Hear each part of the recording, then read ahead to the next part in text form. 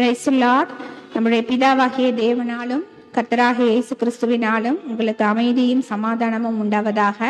இந்த நாளிலும் கூட நாம் நாகும் 1ஆம் அதிகாரம் 7வது இறை வசனத்தை தியானிக்கவிருக்கிறோம்.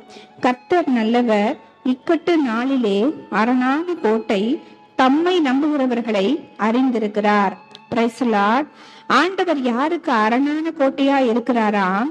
அவரை யார் யாரெல்லாம் நம்பி எனக்கு ஆண்டவர் நிச்சயமாக என் வாழ்க்கையில அற்புதங்களை செய்வார், இதுவரைக்கும் செய்யவில்லை என்றாலும் இனியும் கண்டிப்பாக என் வாழ்க்கையில அற்புதங்களை செய்ய வல்லவராய் இருக்கிறார் என்று சொல்லி யார் ஆண்டவரை உறுதியாய் பற்றி கொண்டிருக்கிறாங்களோ, அவரை அறிந்து அவரை நம்பி செபிக்கிறார்களோ, அவர்களுக்கு ஆண்டவர் நல்லவராகவும் அவர்களுக்கு அரணான கோட்டையாகவும் இருக்கிறாராம். Praise the Lord.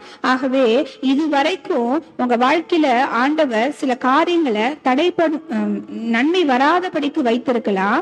ஆனா நிச்சயமாக அவருடைய காலத்திலே, அவர் ஏற்ற நேரத்திலே அதனதன் காலத்திலே செய்து முடிக்கிற தேவன். அதனால அவருடைய காலத்திலே அதை அவர் செய்ய வல்லவராயிருக்கிறார். பொறுமையோடு காத்திருந்து அந்த ஆசீர்வாதத்தை பெற்றுக்கொள்வோம். அது வரைக்கும் நம் விசுவாசத்தை தளர விடாமல் இருப்போம்.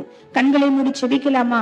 எங்களை நேசிக்கிற நல்ல ஆண்டவரே, அற்புதமான இந்த நாளிலே நீர் எங்களுக்கு கொடுத்திருக்கிற இந்த வார்த்தையின் மூலமாய் ஆண்டவரே எங்களை ஆறுதல் படுத்தி இருக்கிறதற்காய் நன்றி.